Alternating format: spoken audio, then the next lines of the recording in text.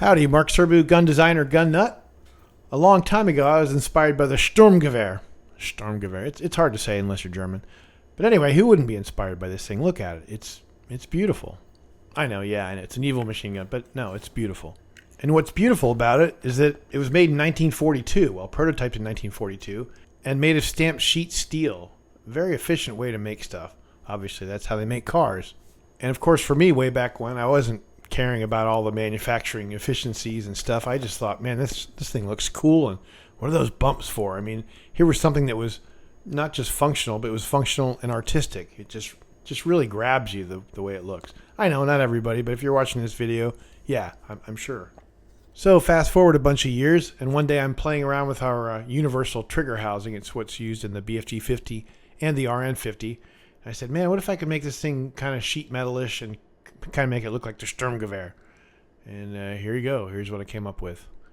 It's, for a first pass, it's not too bad, but it's, looking at it, it's really not very efficient. The top part is sheet metal, a few different pieces of sheet metal, and the bottom is actually a casting. It would have to all be welded up. And so not super great, but still better than the way we're making them now, which is hogging them out of aluminum in 17 minutes per. But of course, that's what everyone does these days. Put in a block of aluminum, just hog the hell out of it with your CNC, and minutes later, or it's actually a long time later, you've got a part. But it's really not an efficient way to make something, and at the end, you have a ton of waste. So I did my usual playing around in CAD and tried to figure out what a die set would look like to try to stamp out pieces that look kind of Sturmgewehr-ish. There's a new word. Use that as a verb. So here it is. Got the male and the female, and they're kind of androgynous because you got a little bit of both, but whatever, who cares? It's you got the stabby things and you got the receptacle things. How's that sound for being technical? Now that's one of the pain in the butt things about stamping sheet metal is that you've got to make the dies. You don't just have to design them, you got to design them and you got to build them. And usually if you're doing it right, you got to heat treat them afterwards. So there's a whole lot of stuff to do before you actually make your first part. So here's a little bit of machining one of the dies. It actually took me 30 days to get to the second die after doing the first one. Now I know there's a lot lacking for a proper die set, but this is the first time I ever made these things, so I wasn't going to throw a ton of work into it because if it completely failed, it would have been a total waste of time. I don't know. There's not a whole lot of information on this stuff. It's like this stuff is secrets.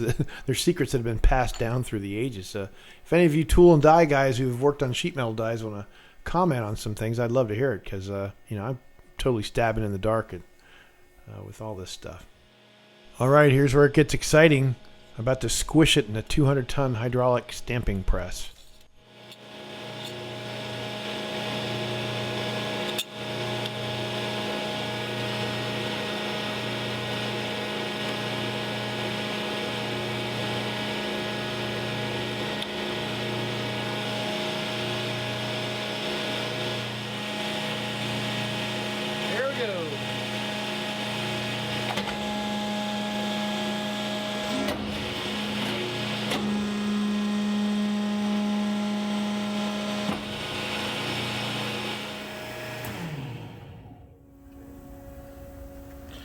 Very exciting.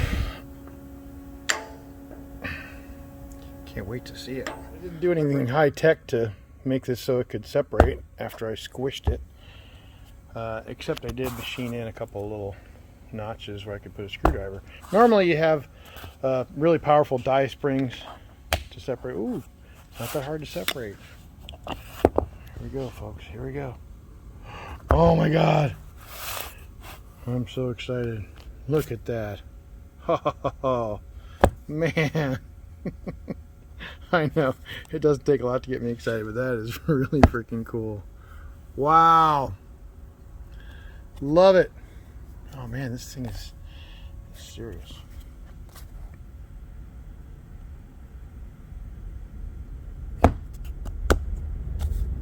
Gosh, golly, I am beside myself. This is so cool. All right, more later.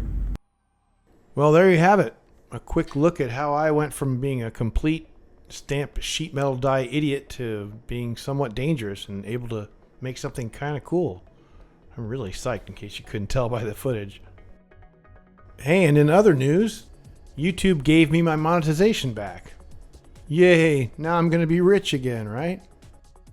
Thank you for watching. I always appreciate you taking your time to check my stuff out here. Love sharing the knowledge that I've gained with you all, and hope you keep coming back for more.